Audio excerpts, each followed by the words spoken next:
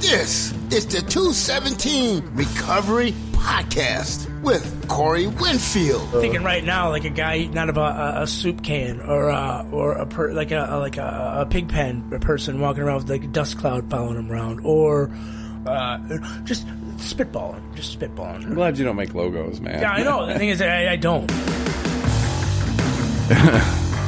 Nope. Chris Goss does not make logos.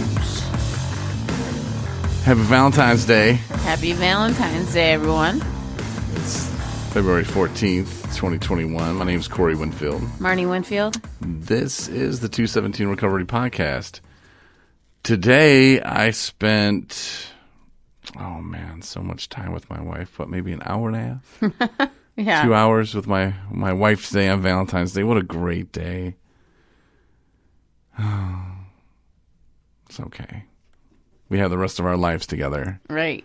One little Hallmark holiday isn't gonna wreck things. Yeah, it is. It is a Hallmark holiday, but it's nice to celebrate and to recognize your sweetheart. So. Mm-hmm.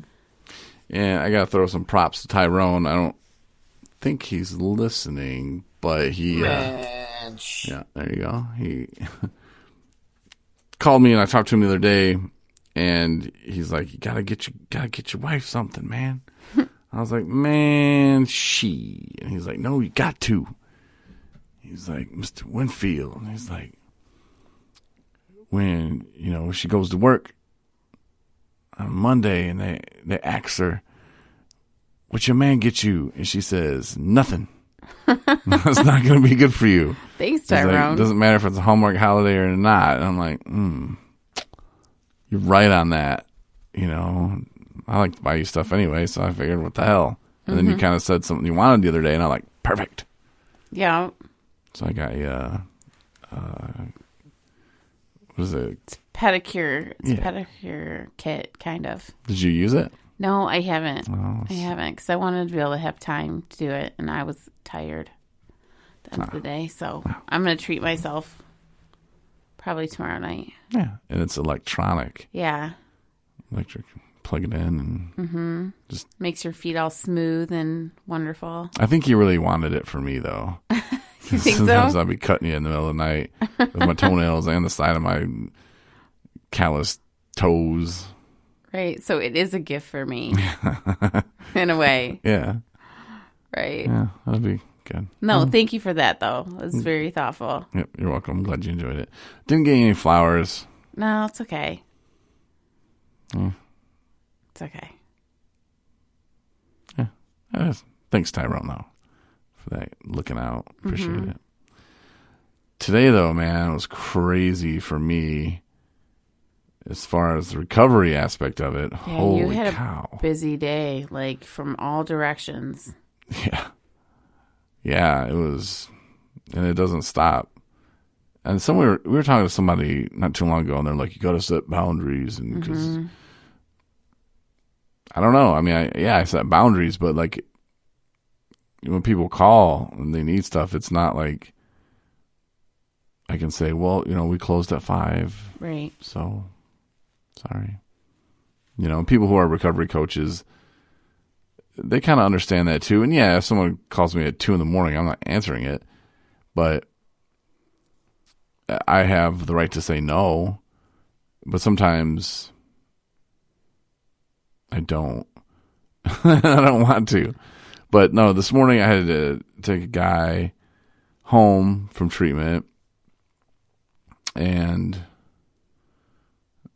it's about 6.5, 7 hours of my day right there. And then we got to have dinner, which was lovely. Yes, we had a wonderful meal.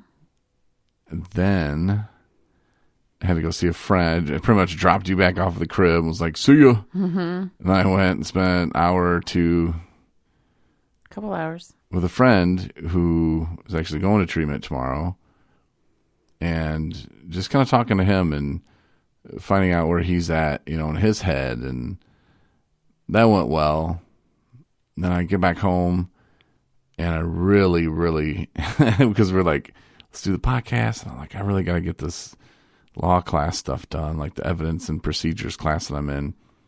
And I have to, because like these are just review questions, but they're pretty easy, and I have to get them right. Because as much as I'm hating on judges in this class, the man who's the instructor is like the assistant prosecuting attorney.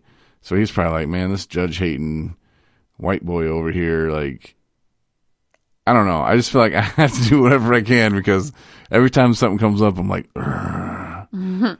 So I'm just, I don't know. They probably think I'm some kind of weirdo. Well, I mean, so. Are you learning a lot though? Yeah, I am. Well, then that's the important part. But it's making me so mad because of a trial that was near and dear to my heart. I'm seeing all the stuff that was done wrong, unlawfully, and they got away with it. Right. Prosecution did. And the fact that, and I'm not saying that all court-appointed defense attorneys are horrible. Right. Just all of them but one in Charlevoix County, Michigan. I'll say that, and I'll put that on the record. Stamp it. Done. Said. Proven. I will. I can. Wow. Yeah. Ed, he's good. The rest, horrible. Not even bad. Horrible. And it just makes me sick to go through this book and, you know, to learn the stuff in this class and just to know that they got away with it. You know? Yeah, but you kind of have to be like, what's done is done thing. Just like focus on moving forward. Breathing. I've been watching the movie The Secret. It's no, it's a movie with Katie Holmes, but it's based on the book, and it talks about like creating, like how you approach life and how your thoughts and your focus, whether it's like, is this going to be good? Like think positive, or what? How did they put it?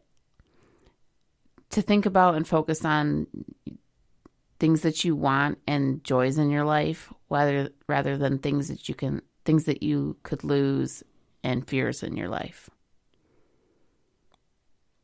It's pretty good. And you're still doing deep breathing, which is good too. We both lie silently still in the dead of the night. So it reminds me of that breathing. That's how Every Rose Has Its Thorn starts. Anyway, sorry, I was listening. But I don't know. So that's how that class is going, to answer your question.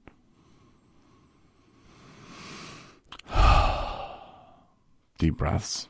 And okay, I'll try to shape it into my mind, like you said. But now we're doing the podcast, and that's good. Now, I haven't really even filled you in on how it went with my friend, because you know my friend as well, who I went to go visit. Mm-hmm. And he's actually with family member, and that family member is his mom. And when I left, I started to tear up. And it wasn't because of him. It was just because his mom, like, reminded me of my mom, in the sense that that's the one person who hasn't given up on him. Mm-hmm. And my mom was the one person who never gave up on me. And when I talk about it to this day, I still tear up. And I don't know if it's just because I'm coming to the realization of just how much pain that I put my mother through, and how much love that she had for me to stick through that hot mess that I was, and to never lose faith in me, that good Corey that she knew, that she raised, was still in there. But just the alcohol had tainted it so much. Like, to see that in his mom, I don't know, it started to make me tear up, you know. And I told him, I was like, man, I'm tearing up right now. But, you know, I don't know. Hopefully he kind of understood some of the things that I was telling him, but I don't know. We should just give it up to all the moms out there who never did give up. All the parents that are, or anyone that are your cheerleaders. and stand by you. Could be your sister, could be your aunt, you know. Could be your meemaw. Yeah, could be your meemaw. I did tell them that we were lucky because not everybody has that. Right. You know, there are some people out there that don't have that. Mm-hmm. And we're lucky. We're lucky that we do. Mm-hmm. For sure. Yeah, even being recognized by other people who knew you back when you were, you know, in your addiction. Like my mom brought it up to me the other night. She's just like, everyone is so proud of you. You know, and I said, I kind of made a joke of it. And I was like, that's because they knew me when I was a hot mess. Mm-hmm. You know, and she's like, well, yeah, but no, you know, and they tell her that on just, you know, any given day, they'll be like, how's she doing? And, you know, she's, you know, like, you wouldn't believe it. Mm-hmm. And my mom had a big part of that, a huge part of that. And so, yeah, definitely props to all the people that don't give up on us and believe in us. It's one of the hardest things. And then to accept it finally, you know, it's like, wow, like they did that for us. It's crazy. Mm-hmm. And we were, at least I was, so shitty to them or to her. Yeah. To my mom. It just makes me think that we're very lucky. And I know I'm lucky. You know, I understand. I've met tons of people that don't have that, you know, whose parents or loved ones aren't there. Whether they just cut ties or, you know, moved on to a different realm. Yeah, or worse, they're in bad shape themselves. I think that's worse than being dead. Makes it hard. Maybe it is. No, it's not worse than being dead. But yeah, I think he gets that fact of it. And he understands it. And, you know, there was a lot of codependent issues that I had to deal with. And they're uncomfortable sometimes because you don't really want to admit. Because maybe some people don't even know what codependent is. Mm-hmm. But when you are basing your happiness off of someone else's feelings, you're codependent. Like if I were to say, well, Marney likes a clean shower. So this is already starting out horrible. All right. If Marney likes a clean shower, then I'm going to make sure the shower's clean so that she's happy, then I'll be happy. Mm-hmm. That's still a pretty bad one, but just follow me. No, I'm with you. But the fact that I'm not codependent isn't why. Hold on, this is going really bad. Don't share this episode with your friends. And you're like, oh, that guy who can't get a sentence out? Yeah, I'm going to listen to that podcast again. He's crying about his mom. Yeah, that guy. He's real cool. I thought this was supposed to be a happy, we're in recovery podcast. Anyway, so I clean your shower, Marnie, from time to time. Mm-hmm. And I do that because I want to. Yeah. I want you to go in there and enjoy a clean shower. And I'm very grateful for it. Yeah. That's why I do that. But I don't do it, I don't do things based on if it's going to make me happy because it makes you happy. Like I do things because it makes me happy. Mm-hmm. You know, it makes me happy when you say, thank you, honey, for cleaning the shower. Just like when I have to leave to take somebody to treatment early in the morning and I come out and I'm getting ready and you're like, hey, honey, here's a little lunch and some sandwiches I packed you. I'm like, oh, baby, that's so sweet. You don't do that because you know it's going to make me happy. You do that because it makes you happy. Yeah. And it does make me happy, you know, but you don't do it to make me happy. You do it to make yourself happy. Right. You know, it's weird. And those are really bad examples. But my mom and we had this codependent thing going on and she didn't want to admit it. And she's like, no, we don't. I was like, yeah, we do. we are codependent on each other for our feelings, and that's not good. But I noticed some of the same in my friend with his relationship, and he was telling me that, a person that was in his life didn't believe in God.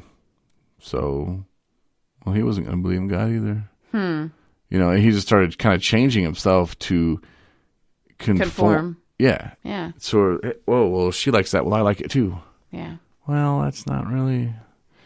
Yeah. And codependency is tricky because it's a very fine line because, you take a relationship, you have to kind of be flexible in a relationship, but that doesn't mean that you cater to the other person and lose yourself, I think is the important piece. Because when it goes to the extreme where you're altering your life for someone else's happiness that is not kind of on the pathway of yours, then that's unhealthy.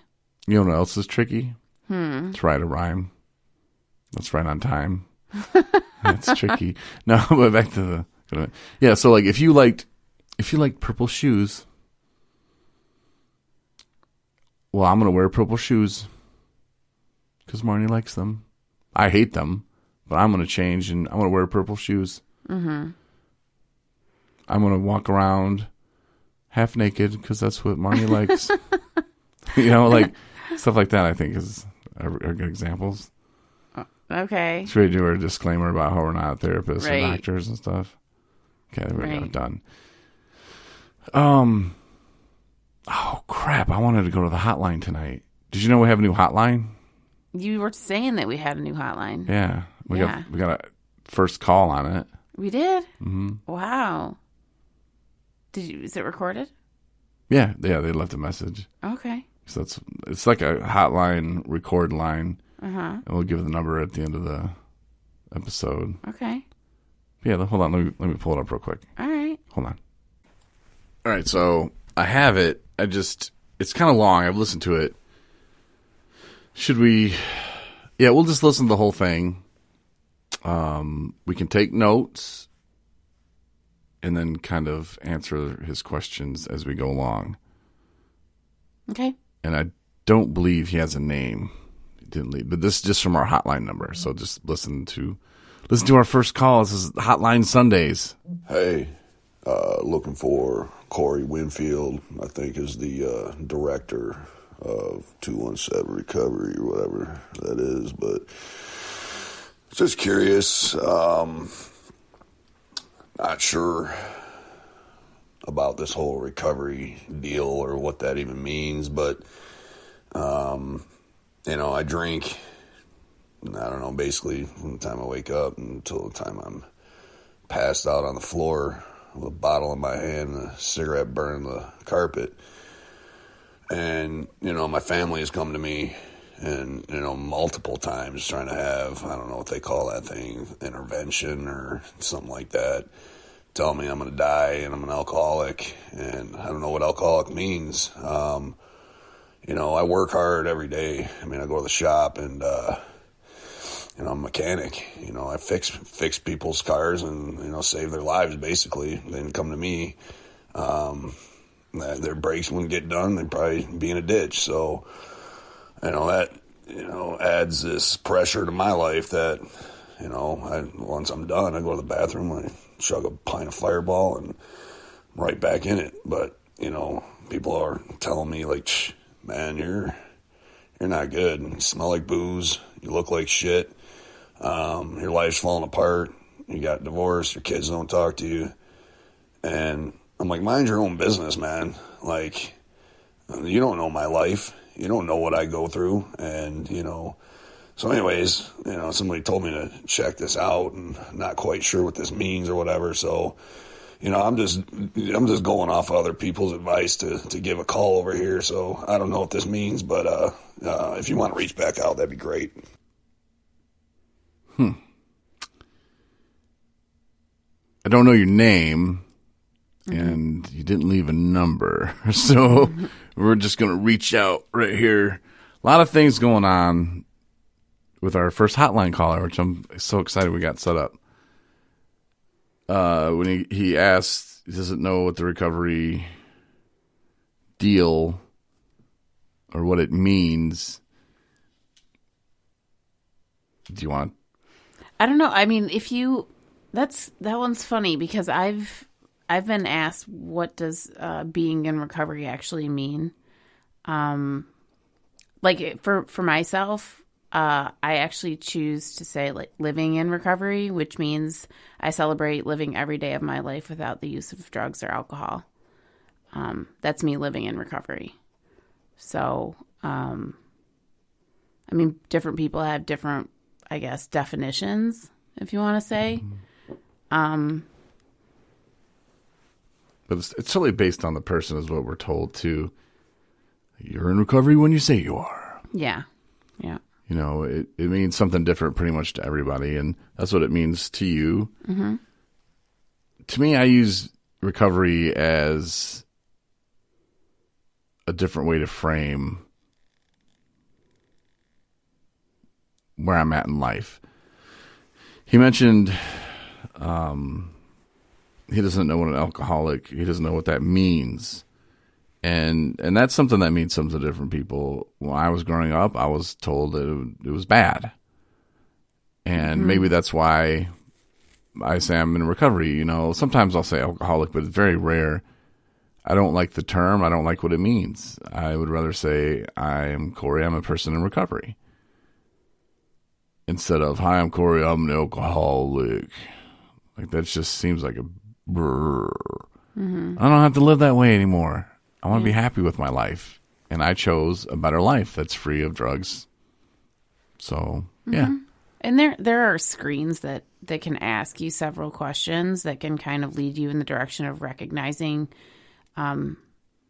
if drugs or alcohol is an issue in your life. If you've been negatively impacted by drinking or drugs, most likely that you have a substance abuse issue. Whether, like, what that is, what that relationship looks like is different for everybody, you know, in terms of the intensity, in terms of the function, what's the word I want to use? Functionability?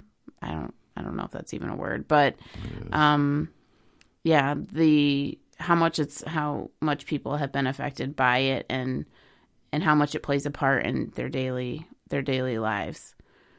Like, this caller sounds like he can still function. Mm-hmm. I don't know if going to the bathroom to slam a pint of Fireball is going to make the day more productive. I would say probably not. But one thing he pointed out, and twice he did it, he said that his family comes to him and says, you know, he looks like hell or whatever, and they try to have an intervention, said you're going to die.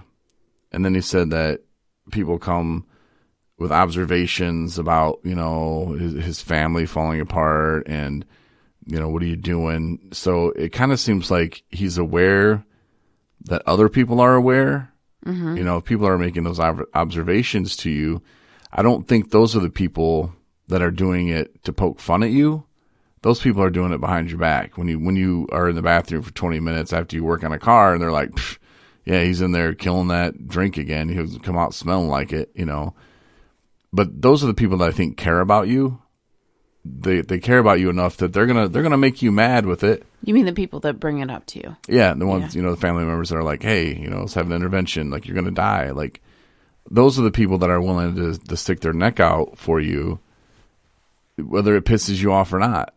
You know, it's gonna piss you off. Nobody likes to be painted into that picture of there's something wrong with you, you're doing things wrong. But he sounds like he's dealing with a lot of stuff, or has dealt with a lot of stuff, you know. Mm-hmm. So his kids won't talk to him or something, and, you know, his marriage kind of fell apart. And I would put money on it that the drinking probably had a lot to do with all of that. Mm-hmm. That's usually how it goes. Mm-hmm. And it doesn't just, the wife left, so then I started drinking. Okay, sure, sometimes. But normally the drinking was already there. You just are now moving this excuse over that sounds even better than the last one you had. Oh, work's tough. Oh, work's tough. Or, I hate so-and-so, or my boss is a jerk, and my wife left me. Shoot, let's put that up. That's the even better one. People understand then. That's kind of... It's justifying it. Yeah, my take on... But the whole, if you want to go back, which obviously there are so many people that in recovery, a lot of people are familiar with the Fellowship of AA. And it kind of just brings up whether or not that's your pathway or not, it's irrelevant. But the first step is admitting you are powerless over alcohol and or drugs, in whatever case that may be. And man, I had that one down a long time before I did anything about it. And that's kind of sounds like where maybe the caller's at, But it depends. When you actually take action on making changes, is where the miracle can start to happen. But it's tough. Yeah, just knowing you have a problem. See, I knew I had a problem. I just didn't admit I was powerless over it because I still thought, I can do it one day. Mm-hmm. And I think when you have those thoughts of, well, I can still do it one day, or I'm smarter than other people, and I know how I'm going to do it, and the other people are just weak, and blah, blah, blah, blah, blah, whatever my brain was telling me. I don't think I accepted that I was powerless over it. For a long time. Or I think it comes in waves too. Like the gentleman you were talking to on the phone earlier. People will say like, oh man, it got me. I was down and out and it had me, and, I had to do something about it, and I had to make some changes. And yet, did they make changes? And is that something that's going to be until, they dry out, and then the whole thing will start all over again? Because that's what happens, which is unfortunate. But did you like how I handled that call, by the way? Yeah. Those are tough. Yeah, it was. I forgot about that guy too. After dinner, I get a call. I got a kind of a disturbing text earlier as I was driving, and I read it, and I wasn't sure if he was like, hey, thanks, goodbye. Here's where you can find my body. Here's the address. I don't know. And then it occurred to me that he uses talk to text, and he's already got a really crazy accent, so it really doesn't help out much when you add some alcohol to the mix. And really, I was just like, what the hell is this supposed to say? And so we called, and I answered it, clearly intoxicated, and said he wasn't. Yeah. And my mom taught me this, that there's no point in arguing with There's not someone who's intoxicated. So I just, I was like, yeah, okay. And then part of me is kind of like, great, make the phone call, if that's something, yeah, that's okay. Make the phone call. But when you're out and out, just in denial or lying about, what you're up to, it makes it kind of, it's kind of a pointless, it doesn't go anywhere. It's not productive, let's just say. And all the treatment centers weren't good enough, and that's the problem. Yeah. The problem usually 98% of the time is within. Mm-hmm. Oh, yeah, for sure. I'd go 100% of the time, actually. Maybe. But I didn't, I wasn't about to argue with him. It was just, okay, let me hear your points. And then my phone cut out. Mm-hmm. So, with the wink. Yeah. Wait, what? Mm-hmm. Yeah. Because sometimes there's just no point in it, and I hope he gets the help he needs, man. I really do. But at the end of the day, that's his decision. Yeah. If he wants to call me up and think he's faking me out, okay, whatever. But there comes a time in the conversation where, that's where I say no, and my phone cuts out. Those are the people you just have to pray for. Yeah, and hope they find their way. I could be on the phone with them right now still, and would not made any progress. There was no progress to be made there. Right, that was not the time. No. That was a long little day, wasn't it? Yeah, tough stuff, man. I know that my other friend tried calling tonight, and I hope he's okay. But I was in the middle of doing my homework, and then we had to do the podcast. And by the time we're done with this, we have more Valentine's Day stuff to get to. Oh, no. Oh, you knew I was going to hit that. Not even. But it's Valentine's Day. The Walking Dead's on. Oh, that's right. See, I want some popcorn. There we go. So, and maybe I need a cuddle button.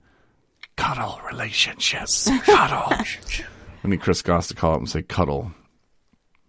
But yeah, very interesting day. Very long day. Mm-hmm. And I want to cuddle and watch The Walking Dead. Because we got that notification at like 6 this morning, and I was so tempted to just turn it on and watch it, but no, not really a lazy Sunday. Well, you put a lot of effort and a lot of time into other people's recovery today, so thank you from the world. Well, you're welcome. And caller, I hope that answered some of your questions. Next time, give us your name, maybe. I mean, you don't have to give us your name. Right. You can lie about it. Make up a new name if you want. I don't care. But hopefully that answers some of your questions, and feel free to holla back if you ever have any more. Thursday, I'm going to have Jonah Frick on. Mm-hmm. He wrote the Detox Hotel book. Or is it Hotel? No, it's Detox Hotel. Mm-hmm. And I think Tuesday I might have a special guest mother on. Good. Yeah, we'll see.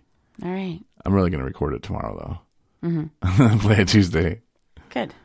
Cat's out of the bag. Right. But whatever. So, yeah, do listen. Do like us. And share us with your friends. I know some of those podcasts earlier when I was like, codependency, struggling, what? Okay, maybe that is common. I don't know. But if this podcast didn't hit home, or you were just like, man, it's all right. There might be more that really do hit home. There might be some that just make you laugh, and that's what you need that day. Yeah. We're kind of, I don't want to say all over the place, but we have different days, just like everybody else. Some days I'm more serious. Some days I just want to joke around, make some jokes, trying to make people laugh. And some days we review movies. Yeah. Because that's what we feel like doing. Yep. Whatever keeps us sober and whatever keeps us moving forward in our recovery is pretty much what we're going to do and what we're going to talk about. So if you enjoy it, share it with your friends and rate us in the app that you're listening to. If you want to get our app, you can. Feel free. You know how to get apps on your phone. Just look for 217 Recovery. Otherwise, keep listening how you're listening. Just rate us, like us, subscribe. iHeart, Pandora, Apple Podcasts, Google, whatever. All of them. Yeah. 217recovery.com for more resources. And there's a ton of resources if you live in Michigan on our resources page. From babysitters to, not really babysitters, but from childcare stuff to housing to, hey, I just got out of jail, need some help.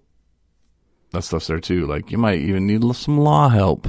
It's on the website, 217recovery.com. Thanks again for listening. Really appreciate it. And we'll talk to you on Tuesday. Hey, everybody.